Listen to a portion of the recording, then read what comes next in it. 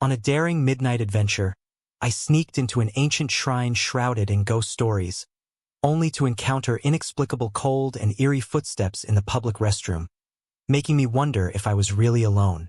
Thank you for your subscription and likes. What would you do if it were you? You can leave your thoughts in the comment section. I went to a shrine in the middle of the night. I want to share my experience. This happened when I was in the first or second year of junior high school. I think I was about 13 years old. I grew up in the countryside along the coast of Hokkaido, picture of rural landscape and freezing winters. In my hometown, there's a small park and a shrine that's slightly elevated above ground level. The shrine is called Odaka Shrine. In that shrine, there is a stone monument and a statue. These things have kind of been left out there on their own. You know, I don't think that they are maintained. It's a really weird area in my town.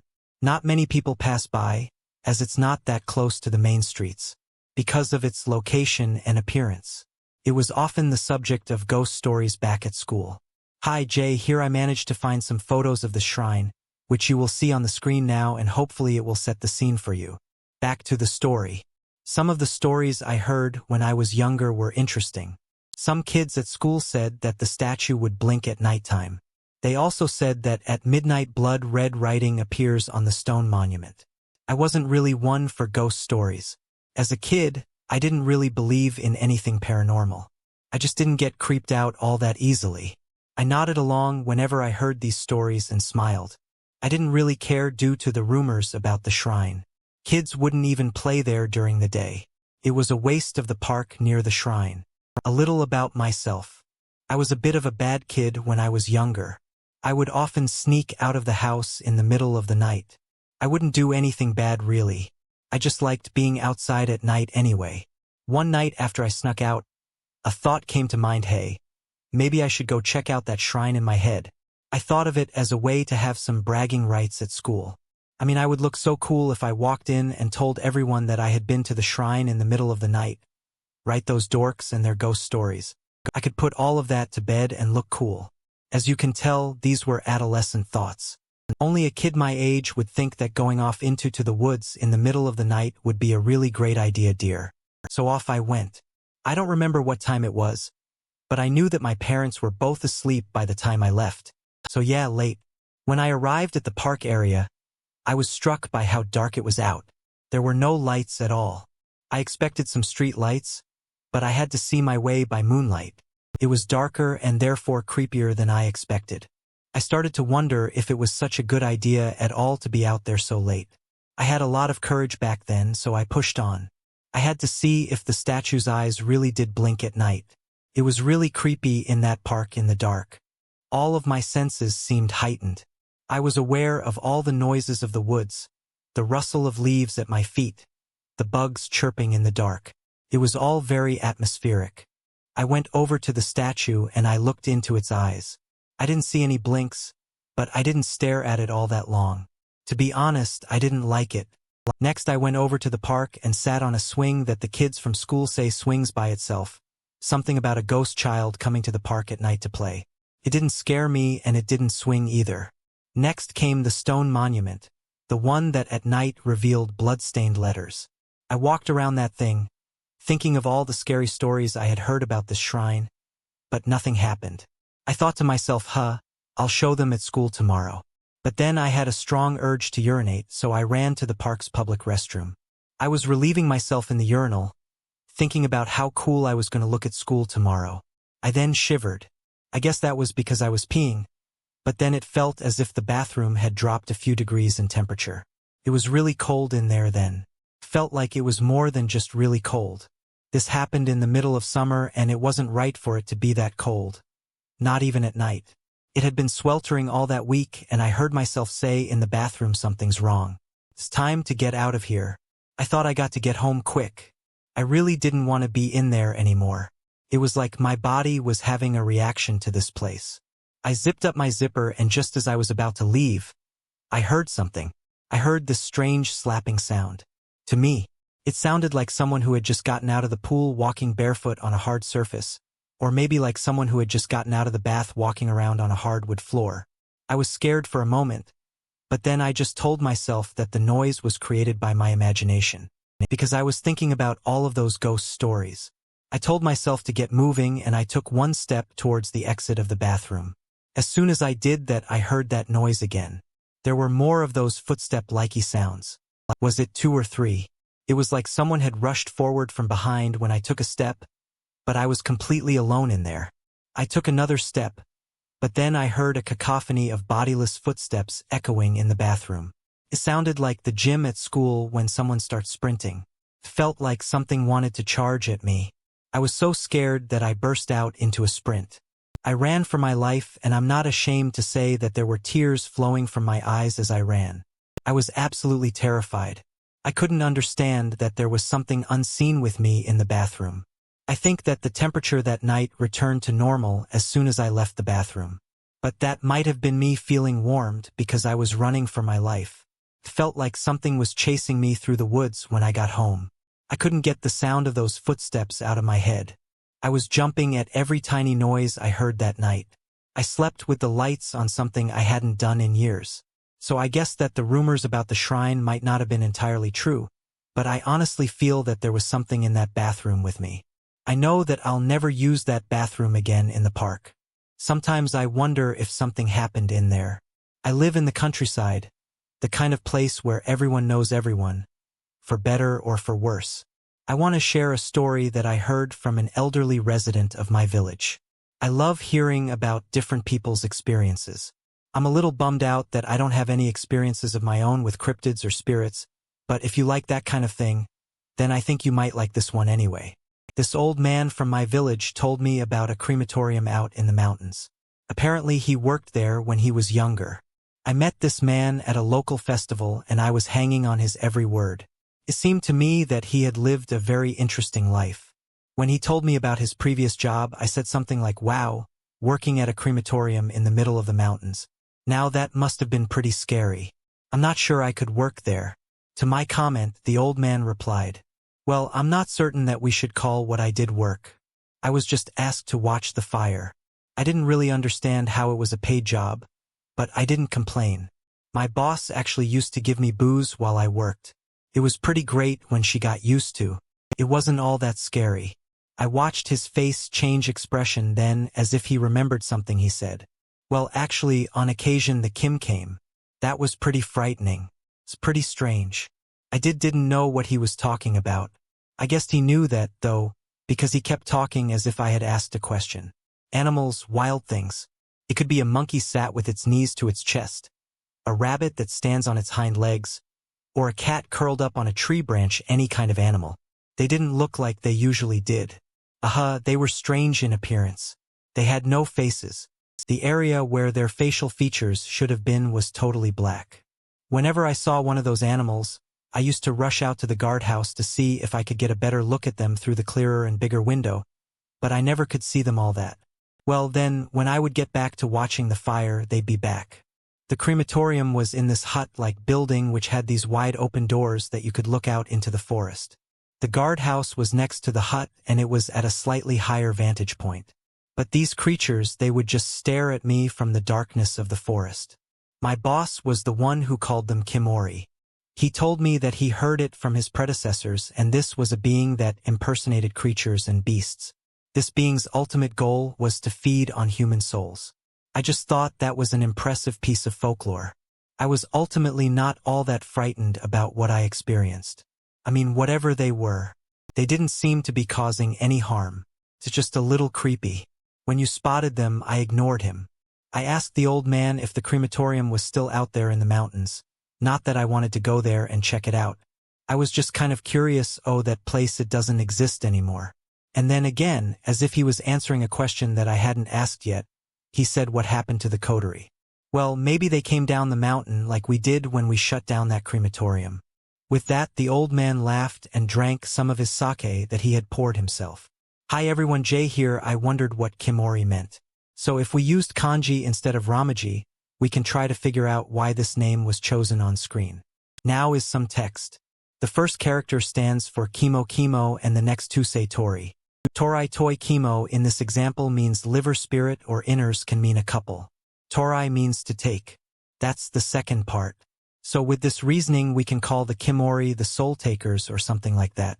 You guys will probably come up with some more creative names than that.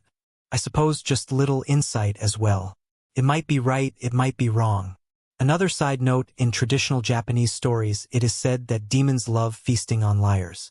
So the reason that man got that job was perhaps to prevent those creepy little animals getting too close to the crematorium while the body burned. I don't know, but I do like to find a Krypton story that ties into a little bit of Japanese folklore, and this one seemed interesting. I was shocked when I moved to the countryside. I have to share what happened. I was born and raised in Tokyo. I met a guy and I got married with him.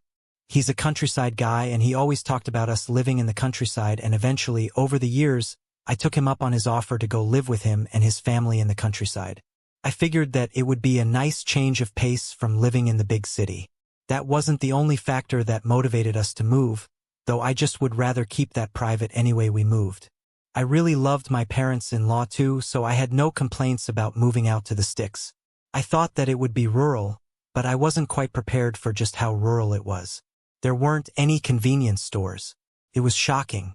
I asked my mother-in-law about it and she said that they had a local place which was their one-stop shop for anything they needed. I went to see it shortly after I moved in, and honestly it was about 1/5 of the size of a regular supermarket, maybe even smaller. It was definitely local. It was run by a bunch of local women of about my mother-in-law's age. I didn't love the idea of shopping there, and I heard from my mother-in-law a little later that day that there was a nationally recognized supermarket about 30 minutes away by bicycle. I rode a bicycle back then, even though there was a bigger and frankly better store not that far away. My mother-in-law insisted that she shopped at that local store, as it was run by old friends of hers, people from her village. I didn't love that idea, but I decided to give the local shop a try and reserve judgment for later. I figured it would be a nice way to get to know some of the locals too. That turned out to be a massive misjudgment on my part. It was terrible. Just everything about that local shop was so awful. I mean, I could ignore the fact that it wasn't the cleanest store. That was one thing, but the way the people in the shop stared at me that hurt the most. It was just full of all the local ladies, and they all looked like they really hated me being in their store and probably their village. Do you know what I mean? It was like the second I entered the store, they all stopped chatting and stopped what they were doing to look over in my direction. What a warm welcome. They looked my way and they laughed. As I browsed the items, they seemed to really enjoy the fact that I didn't belong there. I mean, for the most part, one didn't even know what I was looking at. Most of the items in the store didn't even have labels or even prices. I could kind of get used to the fact that elderly women in my town didn't like me, I suppose, but when my mother-in-law's friends started pointing and laughing at me, that felt like a line had been crossed. I heard one of them say something bad. I didn't quite catch all of what they said, but I recognized the tone, and the store owner, she just laughed, didn't even attempt to hide it. They were being very deliberate in their lack of respect and lack of hospitality. I picked a couple of things up, some items that I actually vaguely recognized, and I made my way to the register. I don't think you can call it a register, though. It was just a safe box, and the owner of the store had a pencil and some paper to write receipts. I went to hand over my money for the crap I was buying, and then the owner of the store noticed my nail polish. It wasn't anything that flashy. I think it was a beige color. Nothing much at all. That's a prostitute's look for sure, she said to me. I'm not even sure I want to take your money. I might catch some kind of STD from it. Then the other women in the store tooted and called me dirty. I was so shocked and disgusted. I had never been spoken to like that in my whole life before, not even when I was picked on at school. These women, these elders who supposedly knew better, were treating a newcomer to their town as if they were some kind of leper. It was truly horrible. I'm not a perfect person and I've never claimed to be, but I don't think I would treat my worst enemy the way those old hacks treated me. They took my money. I stood there holding it out in shock and they took it. In a way you might imagine someone to hold something if they thought it was dirty, the pinch of the forefinger to the thumb. It was really over the top. I left that store with tears filling in my eyes. I went back to my new home and I cried and I cried. My mother-in-law heard about my experience and she was very upset. She said that I never needed to set foot in that store again. She seemed so genuinely shocked that I had been treated so poorly. I started traveling that 30-minute bicycle journey to that nationally recognized supermarket. I really didn't care about the distance. I hated the store in my new village, and I think I'd travel twice the journey to avoid ever going in there again. About 3 months into me making the regular journey to that supermarket and back, I got a knock at my door during the day through the frosted glass. I could already tell that there was an old lady out there, and I knew it was the shop owner. I opened the door, and I was asked immediately, "Why don't you use the local shop?" I guess what she meant to say was, "Why don't you use my shop?" She wasn't exactly subtle. I told her straight. I said, "By the way you treated me, why would you ever think I'd ever want to buy anything from you again?" She was absolutely mortified by the statement. Apparently all the locals shopped at her place, and that was just the way of it. No one in the village dared to go against her. All the other local wives were all in uproar that they hadn't seen me in the store, and they couldn't work out why. Then she says the following to me, "Well, we don't have enough customers, as it is and the way things are going. If no one uses our shop, then it won't survive. We won't survive." She was pleading with me. Actually, she said this old historical phrase, which means something like, "If we don't have the money to carry on, we might as well hang ourselves to this." I replied, "Is that so? Well, please do as you wish." I kicked her off my property. She looked so surprised. She looked as if she might cry. I wonder if she even knows how that feels. I was so shocked that she thought that being so horrible to me wouldn't impact my interest in being a customer of her store. I'm glad I stood up for myself. I'm sorry, though it's not that much of a scary story, is it? There aren't any ghosts or anything like that, but it just goes to show you that there can be some pretty evil people out there, and to me they're just as scary. This is a strange story I heard from my grandmother many years ago when her and my grandfather were younger. My grandfather used to work out in the mountains.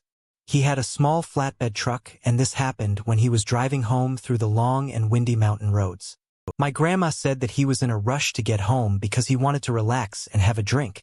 He was apparently driving quite recklessly. That night he was racing home in his truck. He hit something. The truck was damaged. He knew that before he even came to a stop. That wasn't the main thing he was concerned with, though he was shaking with fear and adrenaline, as he didn't know what he had just hit. A lot of people go on hikes in the mountains. There are bicycle riders too, dog walkers, and, of course, children and out at play. My grandpa got out shaking with fear. He approached the front of his truck and he saw a scene of pure carnage. He recognized almost instantly that it wasn't a person that he had hit. He had hit a large wild boar. My grandfather has always been a nature lover, so this must have crushed him. The last thing that he wanted to do was hurt a living creature. He needed to move parts of the carcass, though he couldn't just leave it all over the road, nor should he. He immediately took out his machete and, being a boy who grew up in the mountains, he did what he needed to. I will leave that to your imagination. I should say at this stage that they aren't wasteful people. My grandparents, if an animal died by his hand, he would never allow that animal to die in vain. They used every part of the animals they slaughtered. So with that in mind, he loaded the remains into the back of his truck and drove home feeling pretty guilty. I imagine. He got home and found his wife, my grandma, in the backyard, preparing. She had knives, newspapers, it was all laid out. It was like she knew he was coming, and of course, in their younger days there were no cell phones or mobile phones. Even nowadays you would struggle for signal out where my grandparents live.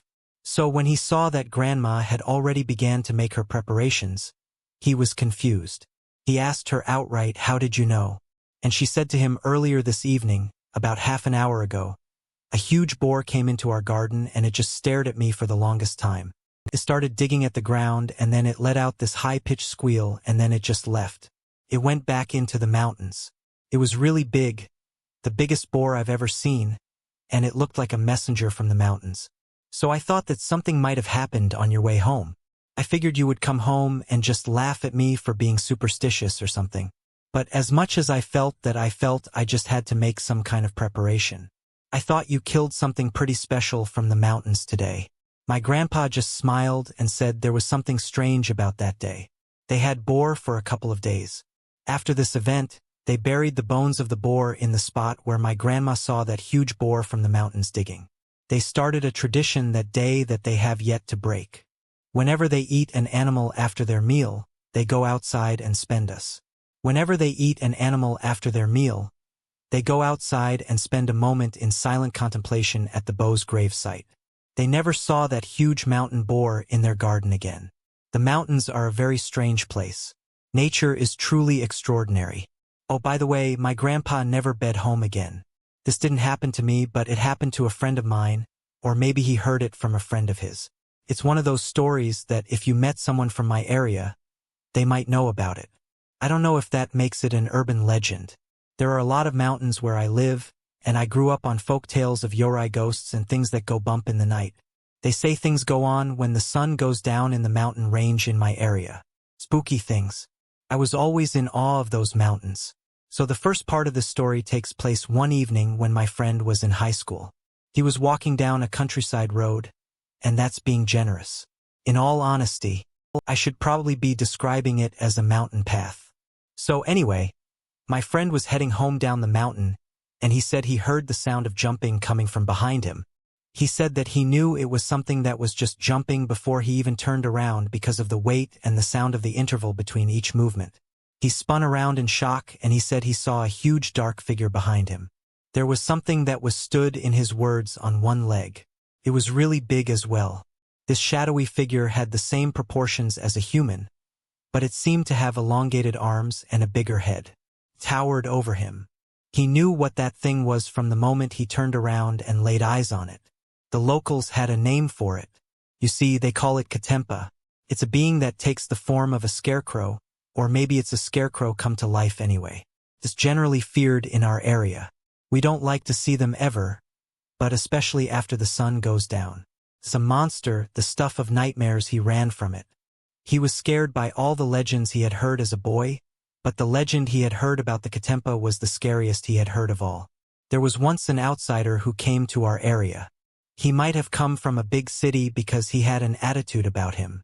He didn't like the local food or our customs, and he definitely didn't believe in the Katempa.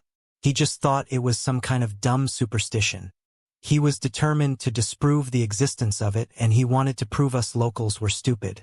He didn't believe in the Katempa. He didn't know it was evil and capable of snatching anyone it wanted from this world. He challenged the locals in the village bar, who told him about the legend. He mocked them. He laughed at them, and he asked them what's so scary about a scarecrow. So this outsider in our town, he filled his belly with booze that evening, and he headed off, mocking everyone. As he went, he was last seen heading into the mountains, going up the same mountain path. My friend was coming down earlier on in this story, so the men in the bar who grew up on the scarecrow legend were naturally scared for the man. They pleaded with him and told him not to do it, but the man, he went into the mountains and he never came back. Rumors quickly spread that the number of these Katempa beings had increased since he went missing. They said that there were now 2 evil scarecrow things hopping around when the sun goes down along mountain trails, waiting for people to come along that image. Well, it gives me the creeps. I don't know what to believe, though, but no one I know back home goes walking along those mountain roads at night. I don't know if it's just a legend from my hometown, but if anyone's heard anything similar to this or had run-ins with scarecrows, then let me know, Scarecrow. They're creepy, aren't they? This happened a few years ago, and it's taken me a while to feel like talking about it. This might be a slightly longer than usual story, but here I go. About 4 or 5 years ago, my friend and I, who were college students at the time, we decided to go to an all-girl college. There was a festival, and we wanted to meet some women in our area. Seemed like a good idea. At the time, we thought that it would be easy to meet some girls our age, but somehow we seemed to neglect the fact that we weren't all that interesting or handsome, or even approachable. Well, it didn't really go to plan, but not all hope was lost. I knew that in some of the classrooms at this university, there would be students selling snacks and drinks. That's how they made money for the festival, you see. So I thought that I could get some onion one time with whoever was selling that stuff, and my friend, of course. We walked the halls of their college, and we were waving at the ladies, and man, some of them smiled my way. I even exchanged a number with a lady. She took some convincing, but she gave up her digits. In the end, it was a pretty productive day, so my friend and I decided to head out. We were smiling as we were heading towards the entrance, but that smile was short-lived as it looked like there was an increased security presence at the gates. We were both kind of shocked. I wondered if one of the girls we had waved at complained about us. I hope not. We weren't there to upset anyone. There were more teachers and security people than there had been in the morning. Well, rather than risk any kind of repercussion for our actions, we decided to slink out of the back of the school. I hoped that there might be some kind of unlocked gate back there that we could make a move through, but thinking back on it now, it wasn't the best idea at all, although what we were doing wasn't exactly sweet. I doubt we would have been in all that much trouble for being there. It was a public event. Anyone could go. All we had to do was walk out through the gate. We came in through, but we didn't. We found a gate at the back of the college campus. The only thing was that it was locked. We decided to climb over it since we couldn't go through it. I felt for sure that we were going to be caught at that point. Somehow we made it out, and it seemed like we went undetected too. When we both climbed down from the gate, we came out into a residential area. It was a built-up area suburbs. We knew that if we kept going in the direction that we were heading in, we would probably arrive back at the train station we hopped off at earlier. We walked on for a while making small talk. We spoke about the girls we had minor exchanges with and our overall impressions of the day. But after a while the small talk kind of dried up, not because my friend and I ran out things to talk about, but because something weird was going on. I realized that there were no people around in a place that was so dense in homes and with so many cars lining the streets. I found it incredibly hard to believe that we hadn't seen a single person as we walked along. It was weird. Not even a bus, taxi, car or bike passed us by. It seemed like a very quiet area on a very quiet day. I guessed that it was so quiet because it was a Sunday. I looked over at my friend and I feel as if he was thinking the same thoughts as me. It looked like he had noticed how quiet it was there. We both continued walking, pretending that nothing was out of the ordinary. We walked for a few minutes and then I was suddenly struck by a sharp feeling of anxiety. I felt as if someone was looking at me. I felt it from behind. I'm not that great with intuition or anything like that, so I didn't know what my gut was trying to tell me. I took a quick look over at my friend again. I was hoping it was just me being paranoid, but when I caught eyes with him, I realized that he was feeling what I was feeling too, and we exchanged some nervous glances. He asked me, "Are you feeling like something's behind us?" "Yeah, I don't know, but maybe there is something following us." "Don't look back." "I don't know. Man, maybe we should speed up a little." Just in case, we started walking faster and I noticed a couple of things about the area while we walked. The first thing I noticed was the residential area we were walking through was going on far too long on our way to the college. It felt like it took half of the time we had been walking so far. The other thing was the fact that, even though it felt like something, and I stressed the word something was behind us, I still felt it was strange that we hadn't seen a single person on the streets. The houses started to all look the same. It was very eerie. I looked up at one of the windows in one of the houses. We passed by and I saw something moving. When I saw something in that window, my first reaction was something along the lines of, "Oh, I'm glad there's people here." But when I focused on what was moving, I realized that something was wrong. I saw a pale hand waving at us. I looked at the next window and there was another pale hand waving. I could see slightly more of the arm this time. I looked across the street and through kitchen blinds. I saw pale hands waving at me and my friend. It got to a point where every window we passed had a pale hand waving, in different degrees of excitement and pace. Some waved slowly, some waved erratically, and some seemed to wave suggestively. You could almost tell what the owners of those hands might look like, just by the way they were moving. It was strangely enticing. We walked past a parked car on the other side of the road, and a hand was waving from the backseat window. It was so strange and unusual that it was downright disturbing, and I really didn't like it. I spoke sharply under my breath and asked my friend if he was seeing what I was seeing. He didn't answer, so I looked over at his face, and to me in that moment, it looked like he was on the verge of tears behind him. I could see a blur of pale hands waving from windows. I asked him an important question. "Can you run?" I watched as he slowly nodded his head up and down. He seemed scared to speak. Those waving hands were really scary, but so was the feeling of whatever was still behind us. It was still coming. I broke out into a jog, or maybe it was more like a sprint, whatever it was. I started running, and so did my friend. I don't know how long we were running for, but my friend started to run out of gas a little. I was in the track and field club, and I wasn't a bad runner back then, but my friend was. I don't know how a nice way to say this is, but let's just say he was more of an indoors type of gentleman.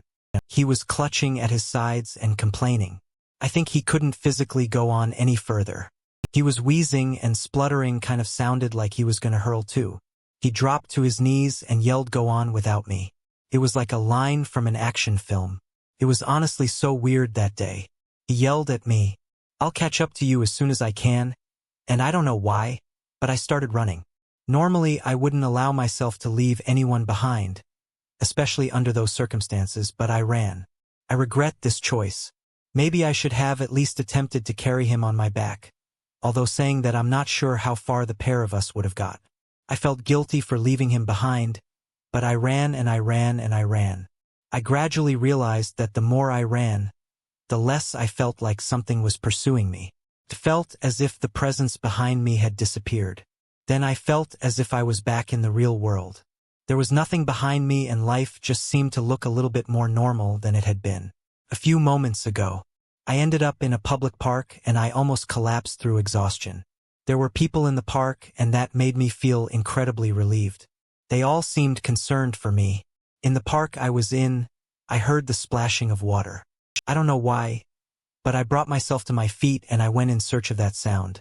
I didn't have to go far, though, because in the middle of this park was a lake, river or pond, I'm not sure which one, but it was a body of water. In that body of water I saw my friend, the one who I had been with earlier. There was just no way in hell that he could be here after I had left him back there. I didn't really allow that thought to occupy too much my brain space, because I was just so incredibly pleased to see him. I started yelling out his name at the top of my lungs and I waded into the water to embrace him. I was so glad that he wasn't going to be left behind with all those pale waving hands. My friend's face was expressionless, though as soon as I entered the water, he dove down and went for my legs. He took my legs out from under me and I was submerged in the murky water. He was wrestling with me and twisting and turning with me under the water. I don't know what had gotten into him, but it was like he was trying to drown me or something.